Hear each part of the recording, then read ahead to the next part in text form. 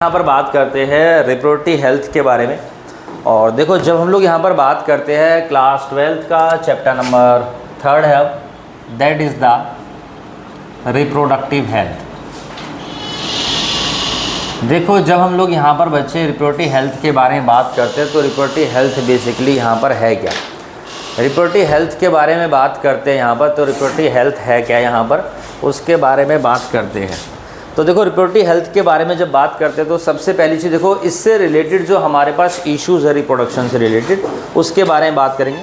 तो सबसे पहले हमारे पास हम यहाँ पर देखते हैं, देखो रिप्रोडक्शन से रिलेटेड क्या क्या इश्यूज़ होते हैं, क्या क्या दिक्कत है, और उसके रिस्पेक्ट्स में क्या क्या हमारे पास जो है गवर्नमेंट की तरफ से जो है हेल्प मिलती है, या प्रमोशंस है, एडवर्टाइजमेंट्स है, लोगों को किस तरीके से अवेयर किया जाता है, क्या क्या इसके एस्पेक्ट्स हैं, उनके बारे में बात है। देखो, एक तो हमारे पास आती है सबसे पहले बड़ा इशू जो है वो है फीमेल फीटिसाइड्स।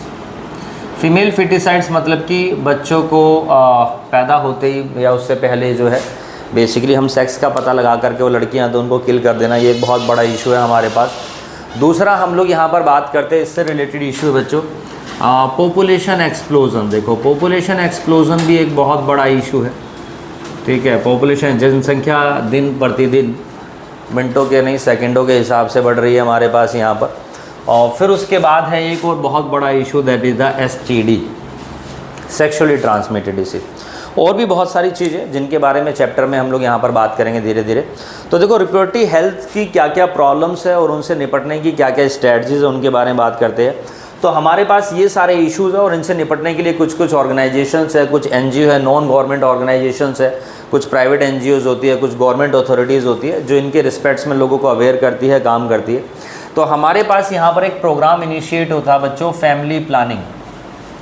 फैमिली प्लानिंग मतलब कि परिवार नियोजन 1951 के अंदर इंडिया में लॉन्च हुआ था आज़ादी के बाद। और भारत की जो पॉपुलेशन है, इंडिया की पॉपुलेशन जो है, वर्ल्ड की पॉपुलेशन के बारे में बात करें वो धीरे धीरे बढ़ रही है, बट रिसोर्स तो लिमिटेड ही रहेंगे हमारे पास। भाई रिसोर्स जितने वो तो उतने ही रहेंगे, सिर्फ पॉपुलेशन बढ़ रही है।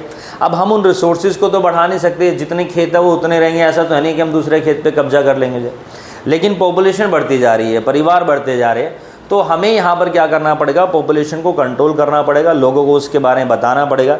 जब तक रिसोर्स थे तब तक कोई इशू नहीं था। आज की डेट में रिसोर्सेज कम है तो लोगों को फैमिली प्लानिंग के बारे में बताना चाहिए। फैमिली प्लानिंग से मतलब होता है कि ज़रूरत से ज़्यादा बच्चे ना हो, 2 से ज़्यादा बच्चे ना हो। इवन चाइना के अंदर तो 1 से ज़्यादा बच्चों के ऊपर ही बैन लग चुका है यहाँ पर जो। तो कुछ स्ट्रिक्ट जो है लॉ इनके ऊपर लगाने चाहिए। उसके अलावा एक सोसाइटी है RCH, reproductive child health care. ये भी लोगों को अवेयर करती है, ये भी लोगों को बताती है। देखो, रिप्रोडक्टिव चाइल्ड हेल्थ केयर में क्या है, ड्यूरिंग रिप्रोडक्शन बच्चे की हेल्थ से रिलेटेड जो भी चीज़ें होती है, जो भी एक्सपेक्ट्स होते हैं, और मदर से रिलेटेड। अब कई बार क्या होता है, एक बेबी हो गया, उसके तुरंत बाद ज़्यादा गैप दिए बिना ही दूसरा बेबी हो गया, तो हेल्थ में इशू है, बच्चों के पालन पोषण में इशू होते हैं। 2 बच्चों के बीच में गैप होना चाहिए, कम से कम 3 साल का, 4 साल का। इसका एक बेनिफिट ये मिलता है कि जो बड़ा बच्चा है वो छोटे बच्चे की केयर कर सकता है ना, उसके साथ खेल सकता है, उसके साथ टाइम पास कर सकता है। तो इस तरह की एक्टिविटीज़ होती है। अब दोनों ही बच्चे, एक इधर पड़ा एक इधर पड़ा, यहाँ पर जो है एक लुटपिट रहे या इस तरह की एक्टिविटी चल जाती है, वहाँ पर जो है मदर जो है, पेरेंट्स होते हैं वो अलग परेशान होते हैं। दोनों बच्चों के बीच में यहाँ पर गैप होना चाहिए बच्चों, और उससे क्या होता है वो हेल्दी भी रहते हैं। मदर को भी जो है यहाँ पर जो है रिकवर होने में डिलीवरी के बाद, प्रेगनेंसी के बाद टाइम मिल जाता है। देन हमारे पास यहाँ पर मैंने बताया STD से रिलेटेड इश्यूज़ आते हैं बच्चों, और सेक्सुअली ट्रांसमिटेड डिसीज लोग अवेयर नहीं हैं, ठीक है। लोगों को अनवांटेड प्रेगनेंसी से बचने की चीज़ें तो पता है, लेकिन STD से बचने की चीज़ें नहीं पता है। जब भी मल्टीपल पार्टनर के साथ क्वाइटस किया जाता है, मीटिंग की जाती है, तो they need to use condoms. इस तरह के और भी बहुत सारे बैरियर मेथड्स हैं, उनके बारे में लोगों को अवेयर करना चाहिए, लोगों को पता होनी चाहिए, ठीक है जी। अब हम देखते हैं यहाँ पर एक टेक्निक आती है बच्चों, that is called the amniocentesis. Amniocentesis क्या होता है कि जब यूट्रस के अंदर बेबी की ग्रोथ हो रही होती है हमारे पास, ठीक है जी, तो यहाँ पर हमारे पास बेबी है, इसके चारों तरफ ना एक एमनियोटिक फ्लूइड होता है बच्चों, और हम लोग क्या देखते हैं, इस एमनियोटिक फ्लूइड को एक्सट्रैक्ट कर लेते हैं और उसके अंदर जो है क्रोमोसोम्स की शेप को, स्ट्रक्चर को, पैटर्न को देखते हैं। और उससे बेसिकली टेक्नोलॉजी लॉन्च हुई थी किस चीज़ के लिए, ये टेक्नोलॉजी आई थी कि बच्चों के अंदर किसी भी तरह के कोई भी डिसऑर्डर अगर हो जेनेटिक, तो उसका पता चल जाए। कोई अगर बच्चा प्री मैच्योर होने से पहले अगर कोई इश्यूज़ है तो। लेकिन इसका यूज़ किया जाने लगा, मिसयूज़ यहाँ पर क्या, बेबी के सेक्स का पता लगाने में, और अगर पता चल जाता कि वो लड़कियाँ होता तो उनको पहले ही किल कर देते हैं। तो इस तरह का इश्यूज़ है फीमेल फिटिसाइड्स, और इसकी वजह से सेक्स रेशो के अंदर जो है इश्यूज़ क्रिएट हो चुके हैं कि मेल की पॉपुलेशन ज़्यादा है, फीमेल की कम है। अब लोगों की शादियाँ नहीं हो रही है, लड़कियाँ नहीं मिल रही उन्हें जो है, ठीक है जी, रेशो बहुत ज़्यादा डिफरेंसेस है, बहुत सारी है। तो हम यहाँ पर ये देखते हैं। तो फीटल सिस डिटर्मिनेशन टेस्ट है ये, based on the chromosomal pattern in the amniotic fluid surrounding the embryo बच्चों। उसके अलावा एक बहुत अच्छी चीज़ है, देखो जैसे सहेली है, माला डी है, तो ये कुछ ओरल कॉन्ट्रासेप्टिव पिल्स आती है बेसिकली, जो डेवलप करी है यहाँ पर किसने बच्चों, by CDRI, central drug research institute. तो ये जो ऑर्गेनाइजेशन है, इन्होंने जो है ये मेडिसिन डेवलप करी, सहेली मालाडी। ये नॉन स्टेरॉयड पिल्स होती है जो अनवांटेड प्रेगनेंसी से बचने के लिए होती है, रेगुलर बेसिस पे ली जाती है। इसमें जो दवाई का जो पत्ता होगा उसमें भी लिखा होगा डे 1, डे 2, 3, 4, 5, 6, 7, 8, 9, डे 21। इस तरीके से 21 दिन की गोलियाँ होती है, पर डे एक गोली लेनी पड़ती है रात को सोने से पहले जो। तो उससे क्या होता है कि एक तो डे लिखे होते हैं, 21 दिन की होती है, उसके बाद जिस दिन आप ये गोली लेना छोड़ देते हैं मेंस्ट्रुअल साइकिल स्टार्ट हो जाती है बच्चों, ठीक है। 4 to 5 डेज जब भी ब्लीडिंग चलती है उस डेज़ को अवॉइड करके दोबारा से गोली लेना स्टार्ट कर दो जो है। तो उससे क्या होता है, अनवांटेड प्रेगनेंसी से बचा जा सकता है। पार्टनर्स के बीच में अगर क्वाइटस होता है, मीटिंग होती है, कोपुलेशन होता है, तो किसी भी तरह के बैरियर मेथड की उन्हें ज़रूरत नहीं पड़ती है, और नॉन स्टेरॉयड होते तो बॉडी को सूट करती है, इस तरह का कोई इशू नहीं होता। एक बेनिफिट और भी होता है इन मेडिसिन का, देखो जैसे किसी जो पार्टनर्स होते हैं जैसे फीमेल्स है, तो किसी फीमेल को क्या होता है, बहुत ज़्यादा ब्लीडिंग होती है। NCERT कहती है 3 to 5 डेज़ का जो पीरियड होता है आपका ब्लीडिंग का, और कहीं पर 1 से 3 दिन लिखा है, कहीं पर 3 से 5 लिखा है, लेकिन अगर उससे ज़्यादा होती है या उससे कम होती है तो ये मेडिसिन जो होती है उसको भी कंट्रोल करती है। जैसे किसी फीमेल्स के अंदर ब्लीडिंग काफ़ी ज़्यादा है, तो वैसे तो वो खैर कुछ ना कुछ जो भी सैनिटरी पैड्स है या जो भी चीज़ें है वो यूज़ करते हैं, लेकिन ये हार्मोनल डिसबैलेंस के कारण भी हो सकता है, इस तरह की चीज़ें हो रही है। तो ये जो मेडिसिन होती है उसको भी कंट्रोल करती है, मेंटेन करती है उस कंडीशन में बच्चे। चलिए जी, तो हम लोग यहाँ पर बात करते हैं सारी प्रॉब्लम्स और स्ट्रेटजी से रिलेटेड एक एक करके। सबसे पहले मैं बात करता हूँ बच्चों RCH के बारे में। RCH reproductive child health care society है। तो reproductive and child health care programs यहाँ पर इनिशिएट किए गए हैं जो लोगों के अंदर अवेयरनेस फैलाते हैं। They creating awareness among the people about various reproductions related जो भी इश्यूज़ होते हैं एक्सपेक्ट्स के बारे में, and also provide facilities and support for building up a reproductively healthy society. देखो कोई भी सोसाइटी अगर हेल्दी होगी और रिप्रोडक्टिव हेल्दी होगी तो ज़्यादा वो एफिशिएंसी के साथ वर्क परफॉर्म कर पाएगी। किसी भी फैमिली में मान लो, अगर मैं एग्जांपल लेता हूँ, अगर कोई पर्सन बीमार है तो 4-5 लोग उसी में लग जाते हैं। एक बंदा जो है काम पे नहीं जाएगा, एक बंदा जो है ऑफिस नहीं जाएगा, एक बंदा घर का काम कर रहा होगा, एक बंदा जो हॉस्पिटल के चक्कर काट रहा होगा, एक डॉक्टर्स की मेडिसिन जाने के लिए, बाहर लसे लाने के लिए, ये सब चीज़ें में।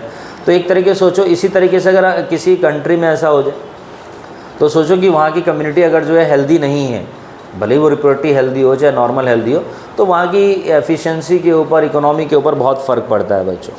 तो रिप्रोडक्टिव रिलेटेड एक्सपेक्ट्स के बारे में बात करते हैं। तो रिप्रोडक्शन और चाइल्ड हेल्थ केयर प्रोग्राम जो है लोगों में अवेयरनेस फैलाती है among the people about various reproduction techniques. हमारे पास यहाँ पर वेरियस रिप्रोडक्शन टेक्निक्स से रिलेटेड हमारे पास बच्चों, तो यहाँ पर बहुत सारी वेरियस रिप्रोडक्शन चीज़ें हैं हमारे पास, यहाँ पर जो है बातें हैं। तो हम इसके बारे में देखते हैं, जैसे कि एक तो फैमिली प्लानिंग, जैसे मैंने बताया 2 बच्चों के बीच में गैप होना चाहिए, ठीक है, 1 के बाद अभी नहीं, 2 के बाद कभी नहीं। इस तरह के जो ये ऑर्गेनाइजेशन इस तरह के डायलॉग्स बनाती है ना, स्लोगन्स बनाती है जो लोगों में अवेयर हो, जो जुबान पर चढ़े और लोग उनके मतलब को समझे। जैसे ठीक है जी, जैसे एक बहुत पॉपुलर डायलॉग है, हम 2, हाँ जी हमारे 2, है ना जी, यानी मियाँ बीवी हो गए जो है और उनके 2 ही बच्चे हो गए जो है, फैमिली कंप्लीट, बढ़िया चीज़ है जो, कोई दिक्कत नहीं है। तो उससे क्या होता है, आप बच्चों की प्रॉपर केयर कर पाओगे, बेटर रिसोर्सेज उनको प्रोवाइड करवा पाओगे जो। किसी के 3-4 बच्चे हैं, एक बच्चा प्राइवेट स्कूल में पढ़ रहा है, बाकी 3 जो है सरकारी में धक्के खा रहे हैं। अब तो खैर अच्छे हो गए काफ़ी, ठीक है जी, लेकिन फिर भी इश्यूज़ है। एक बच्चे को दिवाली पे नए कपड़े मिल रहे हैं, छोटे वाले को उसी के पुराने कपड़े मिल रहे हैं, उसको स्कूटी मिल रही है, उसकी साइकिल छोटे वाला चला रहा है। हकीकत है ये। अगर बच्चे कम होंगे, जो भी आपकी इनकम है उनसे आप उनको बेटर रिसोर्सेज प्रोवाइड कर सकते हैं। एक बच्चे को हायर स्टडीज़ करवा पा रहे हैं, दूसरे को नहीं करवा पा रहे, ठीक है। ऐसा हमारे आसपास भी होता है, हमारी फैमिली में भी होता है। चलिए, तो हम 2 हमारे 2, या 1 के बाद अभी नहीं, 2 के बाद कभी नहीं, ठीक है जी। इस तरह के स्लोगन्स है, बच्चे दो ही अच्छे। तो इस तरह के स्लोगन्स जो है बनाए जाते हैं लोगों को अवेयर करने के लिए, जगह जगह प्रिंट मीडिया के थ्रू या एडवर्टीज़मेंट जो है रेडियो के थ्रू, टीवी के थ्रू, ये सारी चीज़ें प्रमोट की जाती है बच्चों। उसके अलावा support for building up a reproductive healthy society maintain हो, ठीक है। जो भी इश्यूज़ होते हैं जैसे बालिका वधू इशू, छोटी उम्र में ही शादी हो जाती है जो, तो उसमें क्या होता है कि पहले 10 या 12 साल की एज में शादी हो जाती थी, फीमेल या मेल प्यूबर्टी एज में पहुँचे और बाल विवाह हो गया जो। अब क्या होता है वहाँ पर कोई भी जो भी पर्सन है वो रिप्रोडक्टिवली एक्टिव तो है बट वो रिप्रोडक्टिवली मैच्योर नहीं है, अवेयरनेस है नहीं, पता उन्हें होता नहीं, रिसोर्सेज की कोई कमी नहीं थी, रिप्रोडक्शन स्टार्ट। और पहले ज़माने में क्या होता 10-10, 11-11 बच्चे पैदा हो जाते थे। हम ज़्यादा पीछे ना जाए, अगर अपने पेरेंट्स के पास भी चले जाएँ ऊपर जाए तो वो भी देखो 5-5, 6-6 होंगे जो मिला करके हमसे हम लगभग, यानी आधा दर्जन तो यही हो गए जो है। और उसमें ही पता चलता है कि 1-2 तो पैदा होते ही चल बसे, और फिर पता चला ये तुम्हारी असली माँ है, वो तो तुम्हें पैदा करते चल बसी थी, तुम्हारी दूसरी माँ है, ठीक है जी। तो ये रिप्रोडक्टिव हेल्थ से रिलेटेड इश्यूज़ है, क्योंकि एक बेबी के बाद फीमेल को रिकवर होने में, रिप्रोडक्टिवली हेल्दी होने में समय लगता है जो है, और बच्चे को भी प्रॉपर न्यूट्रिएंट्स मिल पाते हैं यहाँ पर जो है। सोचो 2 बच्चे हो गए, दोनों बेबीज़ को मिल्क से फीड करना है मदर को, तो बड़ा टफ है ये सारी चीज़ें जो है। और आजकल का जो लाइफ स्टाइल हो गया है, फूड हैबिट्स हो गई, वही बहुत बेकार हो चुकी है जो। चलिए जी, अब हमारे पास यहाँ पर है ARSH, ठीक है जी। ARSH के बारे में बात करते हैं, adolescence reproductive and sexual health. तो this topics are to be taken care of the dispel the myths. ये एक ऐसी ऑर्गेनाइजेशन है बच्चों जहाँ पर देखो जब भी मेल है चाहे फीमेल हो प्यूबर्टी एज में पहुँचते हैं, जवानी की दहलीज पर एक तरीके से, तो हमारी बॉडी के अंदर बहुत सारे चेंजेस होते हैं। सेकेंडरी सेक्सुअल कैरेक्टर्स डेवलप होते हैं, प्राइमरी सेक्सुअल कैरेक्टर्स डेवलप होते हैं, बॉडी के अंदर हार्मोनल चेंजेस और होते हैं। कई बार बॉडी उनके अकॉर्डिंग हैबिचुअल हो जाती है, उनको झेल पाती है, और कई बार देखते हैं कि बॉडी इन चेंजेस को अडॉप्ट नहीं कर पाती है। समटाइम्स इट हैपन जो है, उनसे रिलेटेड फिर मिथ्स होते हैं एंड मिसकंसेप्शंस होते हैं about this important aspects with focus on. तो उनके ऊपर भी फोकस करना चाहिए। लोगों को पता नहीं है, अवेयर नहीं है, तो बड़े इश्यूज़ हो जाते हैं।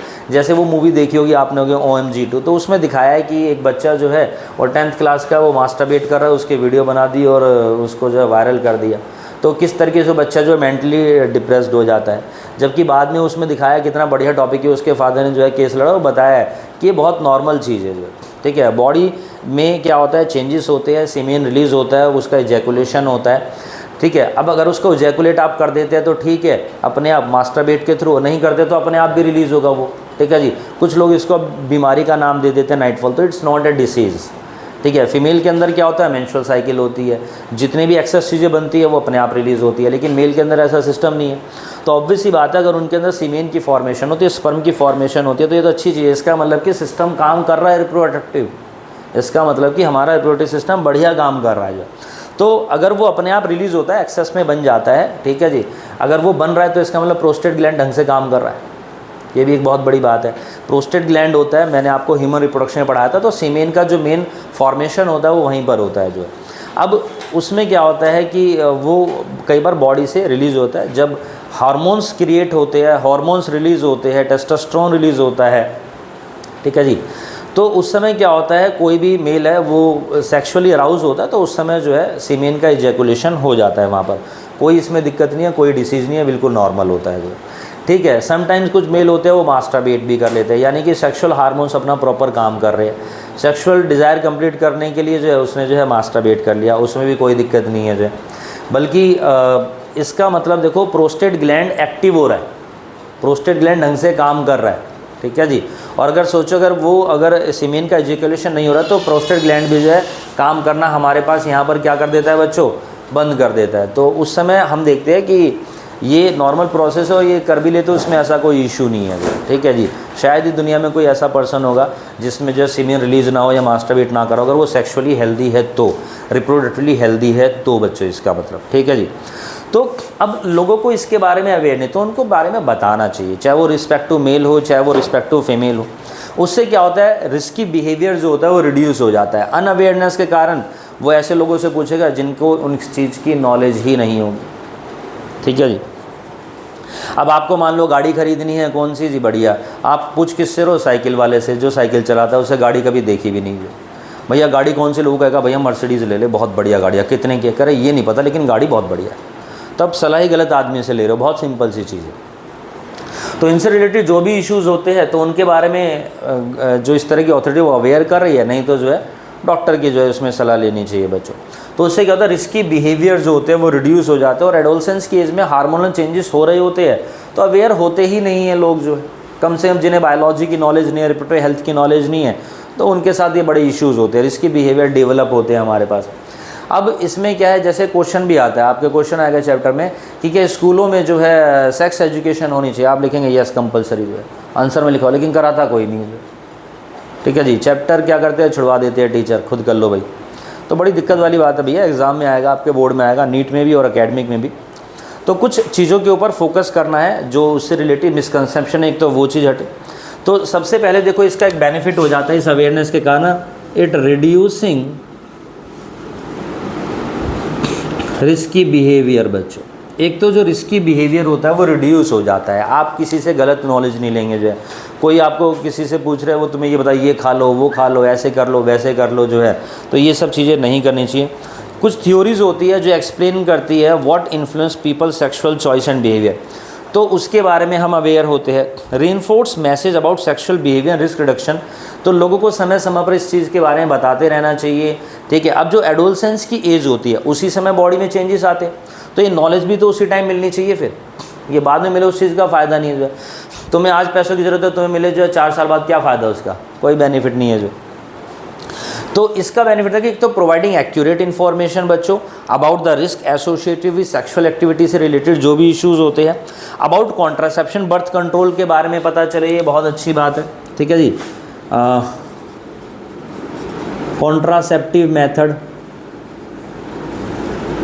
कॉन्ट्रासेप्टिव मेथड्स के बारे में ही पता होना चाहिए बच्चों। यहाँ पर जो है कि कॉन्ट्रासेप्टिव मेथड्स हमारे पास होते हैं यहाँ पर जो है अनवांटेड प्रेगनेंसी से बचने के। तो कई बार क्या होता है, पार्टनर्स जो है उनके बीच में जो है सेक्सुअल मीटिंग तो हो रही है, क्वाइटस तो हो रहा है, बट वो बेबी के लिए तैयार नहीं है।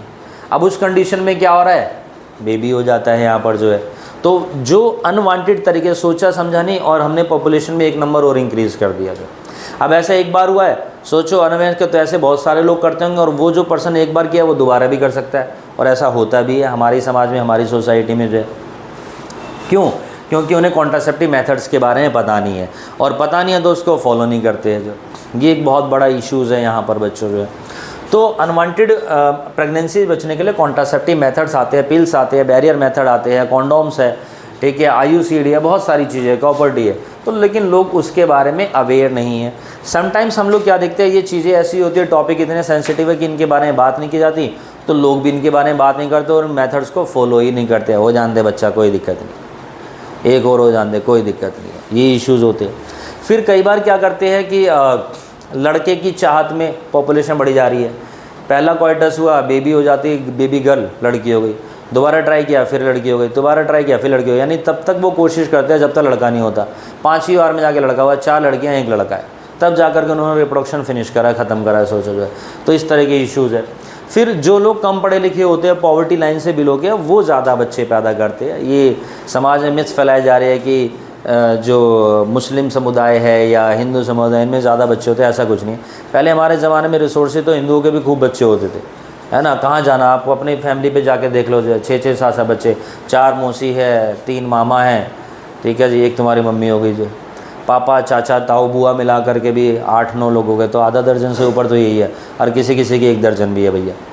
तो पहले रिसोर्सेज थे, कोई दिक्कत नहीं थी। अब रिसोर्सेज कम है तो इस चीज़ को फॉलो करना पड़ता है। बहुत सारे मुस्लिम भी 1 बच्चे 2 बच्चे, ठीक है, लेकिन जो पॉवर्टी लाइन से नीचे के होते हैं, चाहे वो किसी भी कास्ट में, किसी भी रिलीजन में, उनका क्या सोचना है कि जितने ज़्यादा बच्चे उतने ज़्यादा कमाने वाले हाथ, उतने ज़्यादा अर्निंग हैंड्स होंगे, तो उस हिसाब से चीज़ें करते हैं बच्चों, ठीक है। तो इसके ऊपर पॉपुलेशन एक्सप्लोजन हो रही है चीज़ें, पॉपुलेशन कंट्रोल के ऊपर कुछ लॉ आने चाहिए, बहुत सारी बातें, ठीक है। सरकारी नौकरी से उन्हें वंचित कर दिया जाए, राशन कार्ड उनका बंद कर दिया जाए, बहुत सारी चीज़ें कर सकते हैं जो है। और मैंने तो सुना है शायद जो है यूपी वगैरह में ऐसा है मे भी, कि जिनके अगर 1 दर्जन से ज़्यादा बच्चे होंगे आज की डेट में जो है, तो उनको गवर्नमेंट की तरफ से गाड़ी मिलती है, क्योंकि वो पब्लिक ट्रांसपोर्ट का मिसयूज़ कर रहे हैं। तो गवर्नमेंट उन्हें खुद गाड़ी दे देगी, आना जाना है भैया इसी में जाओ, ठीक है जी।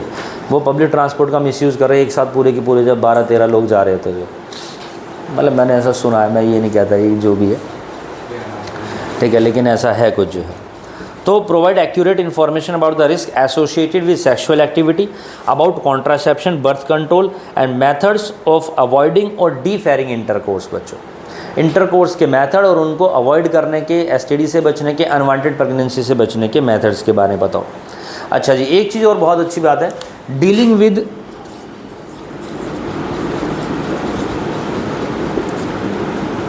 Peer pressure. ठीक है जी, पीयर प्रेशर या जो अदर सोशल प्रेशर्स होते हैं हमारे ऊपर बच्चों, उनके बारे में डील करना आना चाहिए। ठीक है जी, पीयर प्रेशर हमारी फैमिली का, हमारे चाहने वाले रिलेटिव्स का जी, हाँ जी कितने नंबर आया जी बच्चे के जी, पेपर कैसा हुआ, तो उनका एक तो प्रेशर पेरेंट्स पूछते हैं। फिर सोशल प्रेशर, क्लास में 2 बच्चे हैं वो टॉप कर रहे हैं, एक बच्चा थोड़ा नीचे, उसके नंबर देख भाई तो उसके अंदर, टीचर भी इस तरह की चीज़ें करते हैं, पेरेंट्स भी इस तरह की चीज़ें करते हैं, हमें भी खुद ऐसा लगता है जो है। तो इस तरह की चीज़ों से बचने के लिए जो बच्चों की काउंसलिंग होनी चाहिए, काउंसलर्स की रिक्वायरमेंट्स होती है इस तरह के प्रेशर से बचने के लिए। जो ऑब्वियस ही बात है, देखो अगर हम ये समझाएंगे कि हमने जितना लेबर करा है हमारे मार्क्स अगर उसके अकॉर्डिंग आ रहे हैं या हम उसके अकॉर्डिंग अचीव कर पा रहे हैं, तो यानी वो सेटिस्फैक्ट्री रिजल्ट है। अगर तुमने मेहनत ही 50% मार्क्स ही करी हो, तुम्हारे 50% मार्क्स आए तो तुम्हारा एम कंप्लीट हो गया है यहाँ पर जो है ना। तो वो चीज़ें अवेयर करें। आपके मार्क्स आए 50%, तुम सोच रहे हो 80% 90%, तो वो तो पॉसिबल नहीं है। तो कम से कम इस तरह की चीज़ें या उन मार्क्स पे उनके क्या रिसोर्सेज है, क्या चीज़ें वो अचीव कर सकते हैं, ये सारी चीज़ें पता हो, है ना। तो इस तरह के काफ़ी प्रेशर है यंग पीपल में। और providing opportunity to practice communication, negotiation, assertion skill उनके अंदर डेवलप की जाए। अदरवाइज इस तरह की एज में क्या होता है कि प्रेशर इतना ज़्यादा होता है, सोशल प्रेशर, पीयर प्रेशर, और लोग जो गलत कदम उठा लेते, नशा पत्ता करने लगते हैं, ठीक है जी, और एक्टिविटीज़ करने लगते हैं जो है। तो ये भी इन्हीं चीज़ों से ही रिलेटेड है। रिप्रोडक्टिव हेल्थ केयर है बट साइकोलॉजिकल हेल्थ केयर भी इसी के अंदर काउंट हो जाती है। ठीक, use A variety of approaches, बहुत सारी अप्रोच हमारे को यहाँ पर अप्लाई करनी चाहिए। जैसे टीचिंग, ठीक है जी, टीचर्स आपको समझा सकते हैं, ऑब्वियस सी बात है। टीचर का एक बहुत बड़ा मेन रोल होता है आज की डेट में, सबसे ज़्यादा पेरेंट्स से भी ज़्यादा जो है टीचर का रोल होता है, ठीक है जी।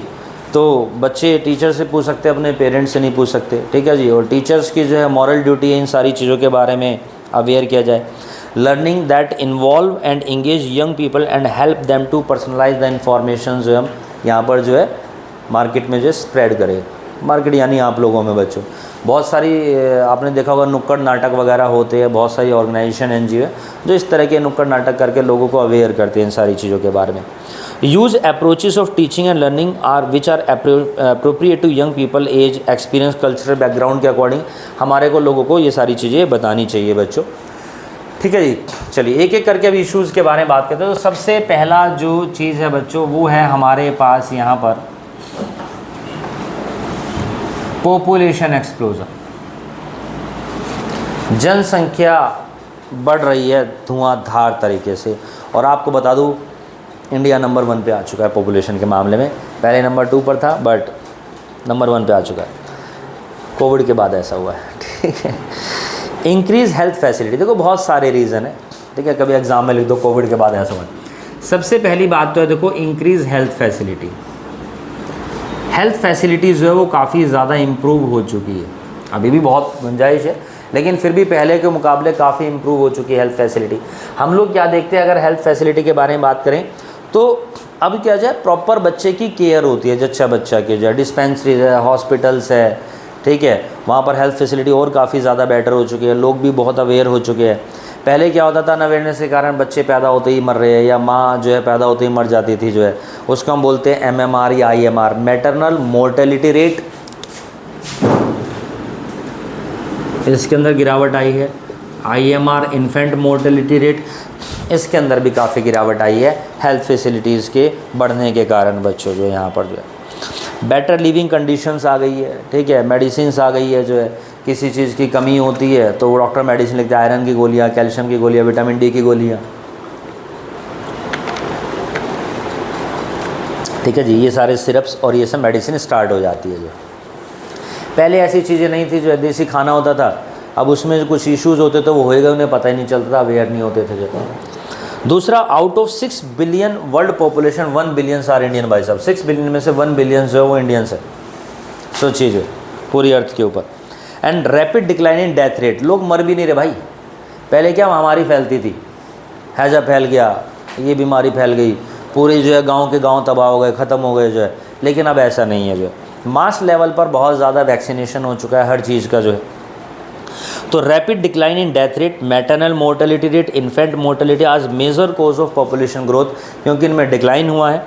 इंडियन पॉपुलेशन ग्रोथ रेट जो अबाउट 1.7% सेकेंडों के हिसाब से, यानी सोचो इतने बच्चे पैदा हो रहे हैं बच्चों पर सेकंड में लगभग जो, तो सोचिए कि पॉपुलेशन रेट जो है बहुत बहुत बहुत ज़्यादा है हमारे पास यहाँ पर बच्चों। अब इनसे बचने के लिए हम क्या करेंगे, यहाँ पर मैंने बताया कॉन्ट्रासेप्टिव मेथड्स हम यहाँ पर यूज़ करते हैं बच्चों। इधर में कॉन्ट्रासेप्टिव मेथड्स अनवांटेड प्रेगनेंसी से बचने के लिए। अब जो कॉन्ट्रासेप्टिव मेथड्स है हमारे को कुछ ऐसे मेथड्स यूज़ करने चाहिए उसके अंदर बच्चों, उसकी कुछ कैरेक्टरिस्टिक्स होती है। There are some ideal contraceptive method. सबसे पहली बात तो वो यूज़र फ्रेंडली हो, ठीक है जी। सबसे पहली बात यूज़र फ्रेंडली, यानी जिसको यूज़ करना बहुत आसान हो, ईजी हो, आपको किसी की हेल्प ना लेनी पड़े उस चीज़ के लिए बच्चों, जो ईजीली अवेलेबल हो यहाँ पर जो है। अब पता चला कि उसके लिए भी आपको अपना आधार कार्ड या ये सब दिखाना पड़ रहा है तो लोग उसको अवॉइड करेंगे जो है, या वो इजीली अवेलेबल नहीं है, 4 किलोमीटर दूर जाना पड़ रहा है तो उसको वो अवॉइड करेंगे बच्चों यहाँ पर जो है। दूसरी एक और चीज़ यहाँ पर इफ़ेक्टिव होना चाहिए बच्चों को। अगर सोचो वो इफ़ेक्टिव नहीं है और उस अगर मेथड को यूज़ करते हो, लेकिन उसके बावजूद भी अगर एग फर्टिलाइज हो जाता है तो कोई उस पर भरोसा नहीं करेगा, कोई उसको यूज़ नहीं करेगा। इफ़ेक्टिव होना चाहिए, जिस पर्पज़ के लिए यूज़ किया वो पर्पज़ हमारा यहाँ पर फुलफ़िल होना चाहिए।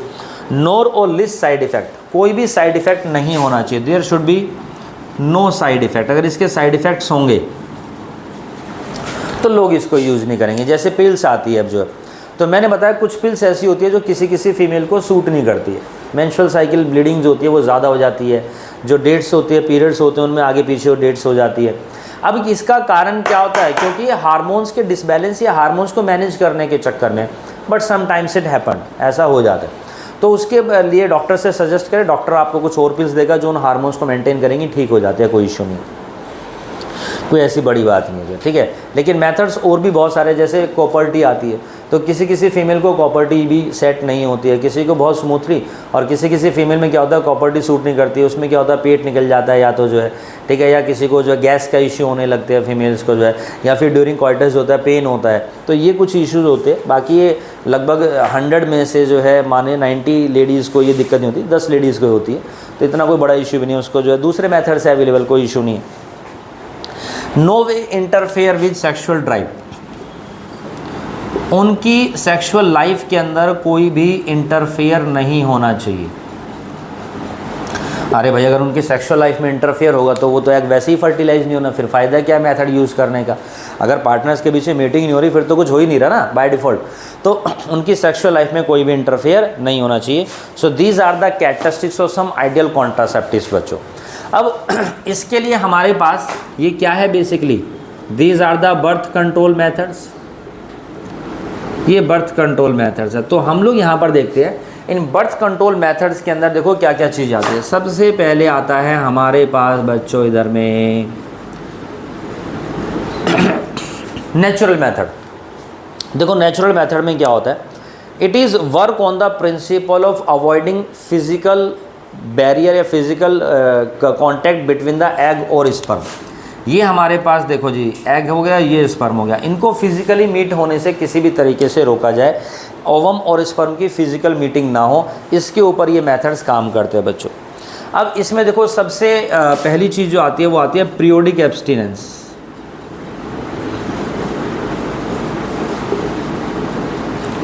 देखिए जी पीरियोडिक एब्स्टिनेंस का मतलब क्या होता है, अवॉइड और abstain from coitus during fertile period. जैसे कि आपको पता है कि जो मेंस्ट्रुअल साइकिल होती है बच्चों, देखो इसको साइकिल क्यों बोला जाता है, जो चीज़ कॉन्टीन्यूटी में रिपीट होती है दोबारा से होगी, इसीलिए इसको पीरियड्स भी बोलते हैं, क्योंकि जो चीज़ पीरियोडिकली रिपीट होती है। तो हमारे पास है दिस इज द डे 1 और डे 28 या डे 29। अब हम लोग क्या देखते हैं कि मान लीजिए डे 1 है, जिस दिन ब्लीडिंग हुई है, तो 1 2 3 4 5 लगभग 5वें दिन तक ब्लीडिंग हुई है। अब ब्लीडिंग हो गई तो ब्लीडिंग होने के तुरंत बाद या ब्लीडिंग होने से पहले अगर 2-3 दिन बाद में या 2-3 दिन पहले अगर पार्टनर्स के बीच में मीटिंग होती है बच्चों, तो वो बिल्कुल सेफ पीरियड कहलाता है। अगर उस टाइम पर पार्टनर्स के बीच में मीटिंग होती है तो किसी भी तरह के एग के फर्टिलाइज होने के चांसेस होते हैं वो बिल्कुल नील होते हैं। वो फर्टाइल पीरियड कहलाता है हमारे पास, सॉरी सेफ पीरियड कहलाता है जो है। ठीक जिस दिन ब्लीडिंग हुई है उस दिन के बिल्कुल ठीक 14वें दिन बाद हमारे पास एग रिलीज होता है, वो हमारे पास फर्टाइल पीरियड कहलाता है। ये वाला सेफ पीरियड है, फर्टाइल पीरियड है। तो फर्टाइल पीरियड यानी डे 14वां जिस दिन एग रिलीज होता है, यानी जिस दिन ओवुलेशन होता है, उससे 2-3 दिन पहले और 2-3 दिन बाद तक मीटिंग नहीं करनी चाहिए। अगर उस समय मीटिंग करते हैं तो need to use some contraceptive methods, otherwise egg fertilize होने के चांसेस है अगर हमारे को अनवांटेड प्रेगनेंसी से वहाँ पर बचना है तो बच्चों। तो इसमें लिखा अवॉइड और abstain from quarters from day 10 to day 17 of the menstrual cycle when ovulation could be expected. जब ओवुलेशन होता है तो उस समय जो है हमारे को 10 दिन से लेकर के 17वें दिन तक, 14वां दिन उसमें ओवुलेशन फेज बीच में आ गया, उस समय हमारे को क्वार्टर्स नहीं करना चाहिए।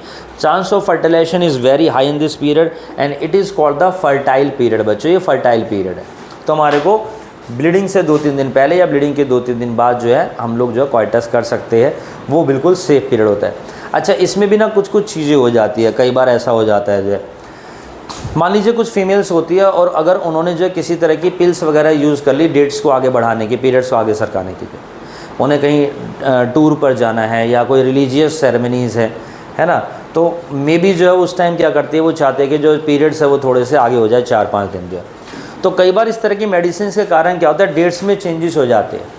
अब उस कंडीशन में डेट्स आनी चाहिए थी मान लीजिए 10 तारीख को, अब मेडिसिन हम लोगों ने ले ली 15 तारीख को। अब उसका मतलब अगर आप उसके बाद अगर यहाँ पर 15वीं तारीख या 16वीं तारीख के बाद अगर जो मीटिंग करते हैं तो कई बार एग फर्टिलाइज होने के चांसेस हो जाते हैं, क्योंकि एग जो ओवुलेशन हुआ अपने सेम टाइम पर हुआ, उसके ऊपर गोली से कोई फ़र्क नहीं पड़ा। कई बार इस तरह के केसेस हो जाते हैं बच्चों। नॉर्मल कंडीशन में सब सेफ़ है, लेकिन अगर आप कोई इस तरह की मेडिसिन यूज़ करते हैं उससे पहले तो ये सारी चीज़ें साइकिल पूरी की पूरी इसकी कहानी चेंज हो जाती है, तो उस समय ज़रूर दिक्कत हो सकती है। एक और मेथड है यहाँ पर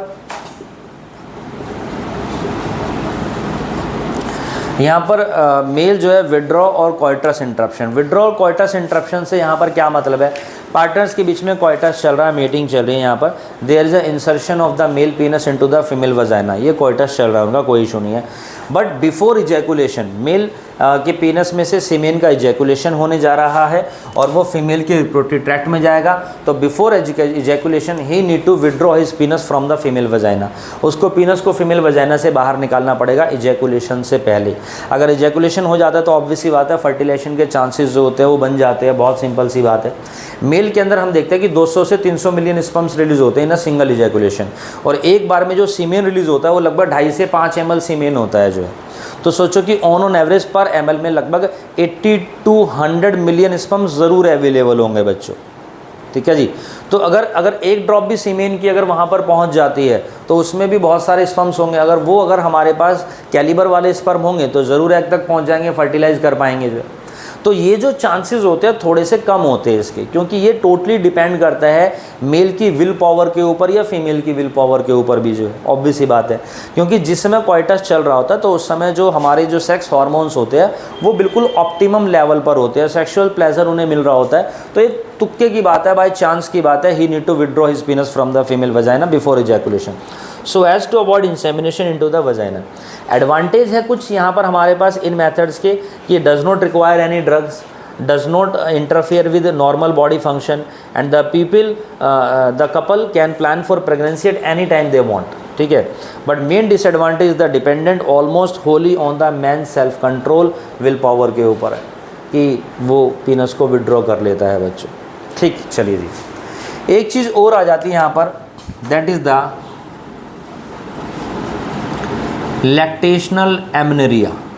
लैक्टेशन, देखो नाम से ही पता चला लैक्टेशन, पार्टनर्स के बीच में हम देखते हैं यहाँ पर क्या है, मान लीजिए बेबी हो गया है, यहाँ पर जो है डिलीवरी हो गई है। अब क्या होता है, स्टार्टिंग के जो 6 महीने का पीरियड होता है बेबी की डिलीवरी के बाद, उसको हम लैक्टेशन फेज बोलते हैं, जहाँ पर जो है मदर बेसिकली बेबी को फीड करती है, दूध पिलाती है एक तरीके से। तो हम लोग क्या देखते हैं, फीमेल के अंदर क्या होती है, 9 मंथ्स तक जो मेंस्ट्रुअल साइकिल थी वो टेम्परेरी स्टॉप थी, एग फर्टिलाइज हो गया, और अगर पार्टनर्स चाहते हैं, कपल चाहते हैं कि बेबी को आगे कंटिन्यू करना है यहाँ पर प्रेगनेंसी को जो है, तो उस समय क्या होता है कि 9 मंथ्स के लिए जो मेंस्ट्रुअल साइकिल होती है वो टेम्परेरी स्टॉप हो जाती है, और 9 मंथ्स के पीरियड को हम लोग क्या बोलते हैं बच्चों, गेस्टेशन पीरियड बोला जाता है 9 मंथ्स के पीरियड को, मेंस्ट्रुअल साइकिल टेम्परेरी स्टॉप। अब 9 मंथ्स के बाद लेकिन क्या हुआ, अगर बेबी की डिलीवरी होती है तो उसके बाद क्या होता है कि जो मेंस्ट्रुअल साइकिल टेम्परेरी स्टॉप थी वो दोबारा से कंटिन्यू हो जाती है हमारे पास 9 मंथ्स के बाद बच्चों जो है वो दोबारा से रीस्टार्ट होगी वो प्रोसेस जो है। अब इस कंडीशन के अंदर हम लोग यहाँ पर क्या देखते हैं, ये जो प्रोसेस दोबारा से रीस्टार्ट होती है बच्चों, जब बेबी होता है तो वो खून में लथपथ होता है। एक डॉक्टर होगा जो उसको साफ़ कर रहा होगा, नहला रहा होगा, दूसरा जो डॉक्टर होगा वो मदर की जो है प्रॉपर केयर कर रही होगी वहाँ पर जो है। तो ऐसा दिखाते हैं ना आपने मूवीज़ वेब सीरीज, बच्चा खून में लथपथ, तो उसका काम था ब्लीडिंग दोबारा से स्टार्ट होती है। ठीक है जी। अब क्या होता है फीमेल में, किसी फीमेल में क्या होता है, menstrual cycle, baby delivery, menstrual cycle start day 1 से, कोई दिक्कत नहीं है, प्रॉपर उस चीज़ में आ जाती है। बट किसी फीमेल के अंदर क्या होता है 9 महीने तक हार्मोनल चेंजेस हुए होते हैं, हार्मोन्स डेवलप होते हैं, क्रिएट होते हैं बेबी के अकॉर्डिंग, तो हार्मोन्स मैनेज नहीं हो पाते कई बार।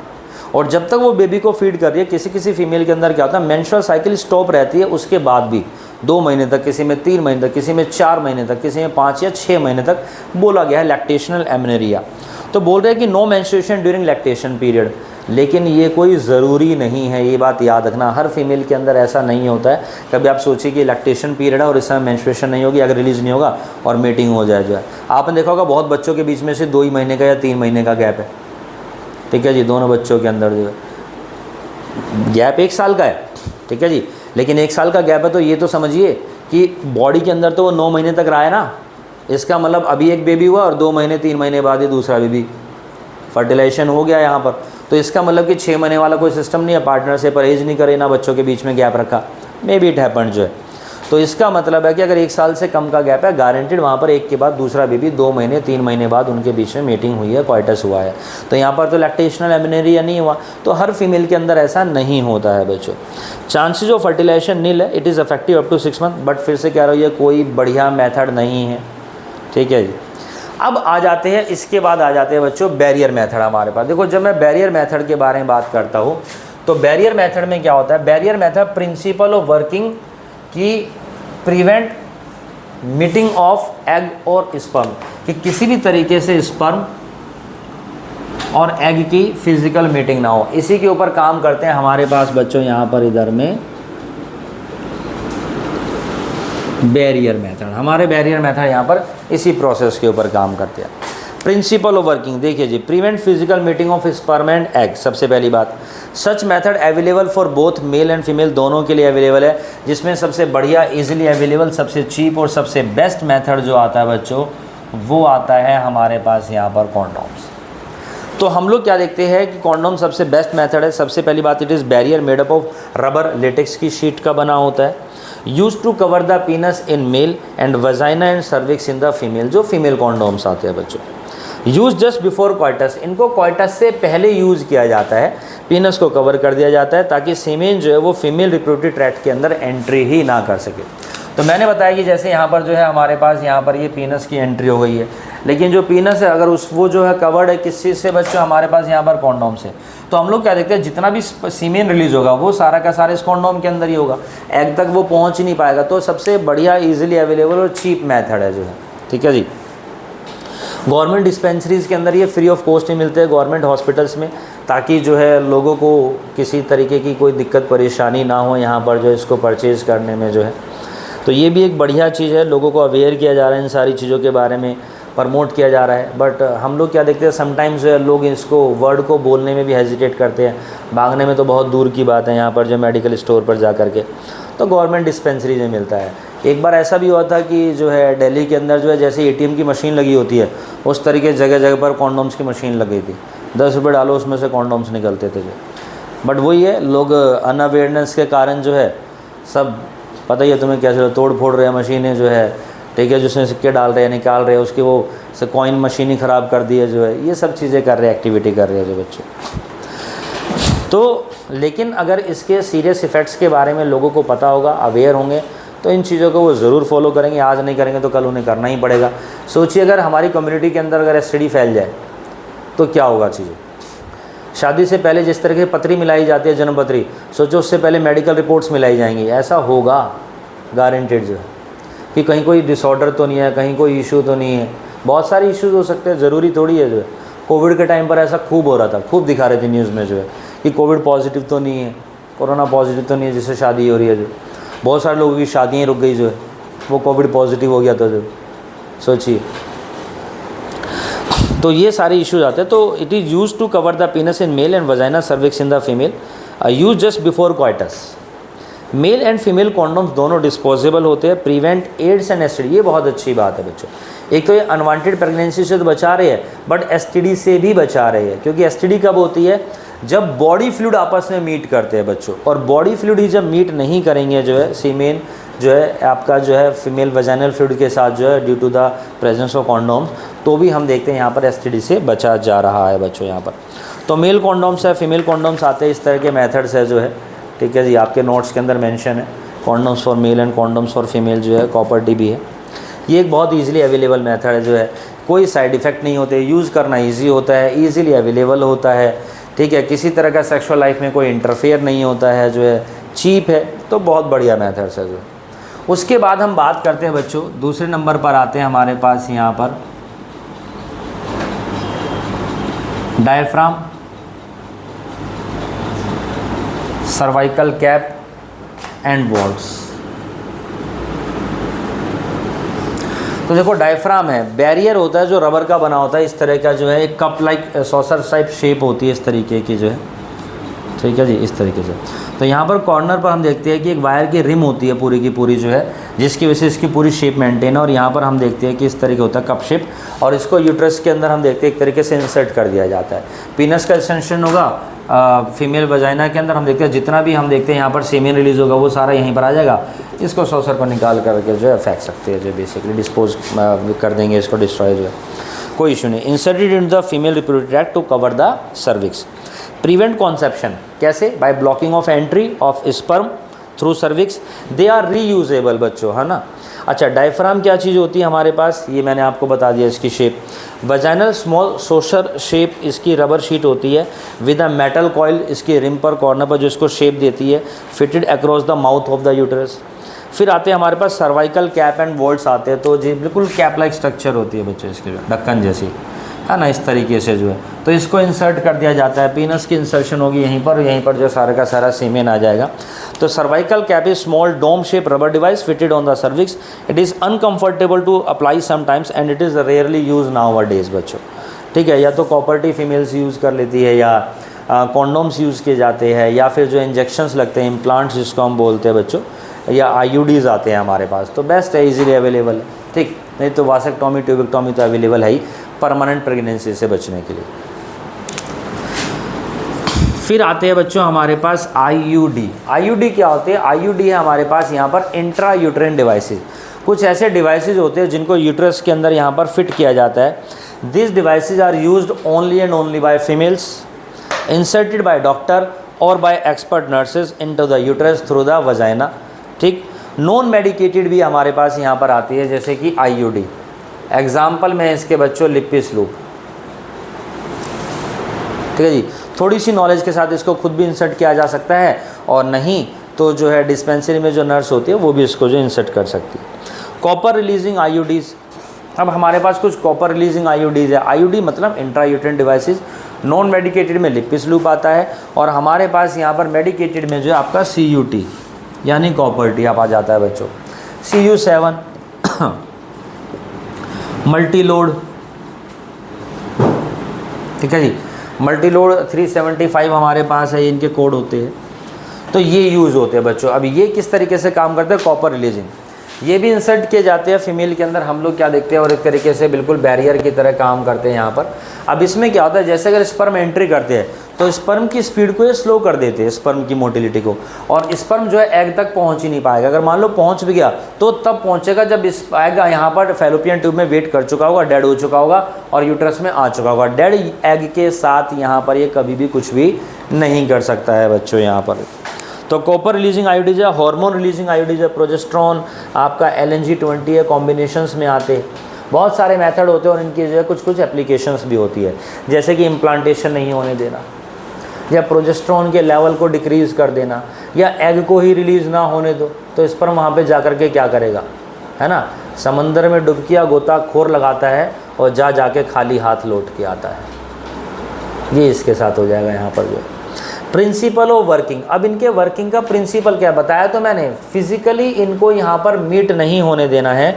इंक्रीज़ यहाँ पर एक तो फिजिकली मीट नहीं होने देंगे, दूसरी चीज़ इंक्रीज फैगोसाइटोसिस ऑफ स्पर्म। तो हम देखते हैं स्पर्म को जो इंगल्फ कर जाती है यहाँ पर जो सेल्स होती है, वजाइनल नेचर जो होता है वो एसिडिक होता है, वो और ज़्यादा एसिडिक हो जाएगा, स्पर्म डेड हो जाएंगे। कुछ क्रीम्स भी आती है जिनको बोलते हैं स्पर्मिसिडल क्रीम, तो वजाइना के अंदर उसको पेस्ट कर लिया और देन उसके बाद जब पीनस का इंसर्शन होता है तो स्पर्म रिलीज होता है, तो स्पर्म डेड हो जाएंगे। लेकिन कई बार ऐसा होता है, तुक्के की बात है, वो क्रीम ढंग से नहीं लगी या एक्सपायर हो चुकी है या इतनी इफेक्टिव नहीं है, या कोई स्पर्म है जो निकल गया आगे उस चीज़ को भी, बैरियर को भी क्रॉस करके, देन क्या करेंगे। तो समटाइम्स ये मेथड इफेक्टिव नहीं है, बाकी मार्केट में अवेलेबल ज़रूर है। तो increase phagocytosis of sperm within the uterus.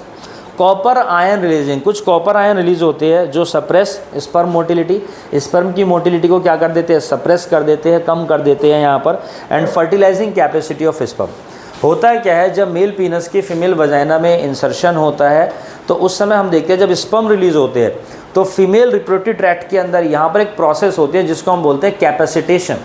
और उस कैपेसिटेशन प्रोसेस के कारण क्या होता है बच्चों, किसी भी स्पर्म में इतनी ताकत नहीं है कि वो एग को फर्टिलाइज कर सके, क्योंकि जो स्पर्म होते हैं वो हाईली स्टेबल होते हैं, उनकी जो प्लाज्मा मेम्ब्रेन होती है उसके अंदर कोलेस्ट्रॉल के मॉलिक्यूल्स प्रेजेंट होते हैं, जिसकी वजह से वो हाईली स्टेबल होता है, एग को फर्टिलाइज कर ही नहीं पाएगा। तो हम लोग क्या देखते हैं, यहीं पर जब स्पर्म रिलीज होते हैं बच्चों तो एक प्रोसेस होती है कैपेसिटेशन, जिसके अंदर स्पर्म को जो है मोटिलिटी मिलती है, टाइम मिलता है स्पेंड करने का, और साथ ही साथ जो उसकी प्लाज्मा मेम्ब्रेन होती है वो अनस्टेबल होती है हमारे पास। कोलेस्ट्रॉल के मॉलिक्यूल्स के अंदर यहाँ पर क्या हो जाते हैं जी, चेंजेस हो जाते हैं, जिसकी वजह से हम लोग यहाँ पर क्या देखते हैं, जो है अनस्टेबल हो गया, रिएक्टिव हो गया, और स्पर्म अंदर जा करके एग को फर्टिलाइज कर सकता है बच्चों यहाँ पर हमारे पास यहाँ पर जो। तो ये एक इसका मेथड होता है। तो फर्टिलाइजिंग कैपेसिटी जो होती है वो डेवलप जो होती है वो यहीं पर हमारे पास डेवलप होती है। अब इसमें क्या होता है बच्चों, प्रिंसिपल वर्किंग मैंने बताया। हार्मोन रिलीजिंग आयोडीज भी होते हैं, कुछ हार्मोन रिलीजिंग आयोडीज है जो मेक द यूटेरस यहाँ पर अनसुटेबल फॉर इम्प्लांटेशन, यूटेरस को इम्प्लांट के लिए अनसुटेबल कर देंगे। And the cervix hostile to the sperm बच्चों, सर्विक्स जो है वही होस्ट कर रही है एक तरीके स्पर्म को, तो वहाँ पर सर्वाइकल म्यूकस जो होता है वो चेंज हो जाता है। वो जैसे फीमेल में मैंने बताया कि सफ़ेद पानी निकलता है, वो गाढ़ा हो जाएगा, थिक हो जाएगा, सर्वाइकल म्यूकस की कैरेक्टरिस्टिक चेंज हो जाएगी, जिसकी वजह से स्पर्म आगे जा ही नहीं पाएंगे बच्चों। नेक्स्ट क्लास में हम आगे बात करेंगे बच्चों कुछ ओरल कॉन्ट्रासेप्टिव मेथड्स के बारे में। आज के लिए इतना काफ़ी हमारी तरफ से। Thanks for the day. Channel को लाइक करें, सब्सक्राइब करें और शेयर करें। कोई डाउट्स है तो कमेंट सेक्शन में पूछें। Thank you.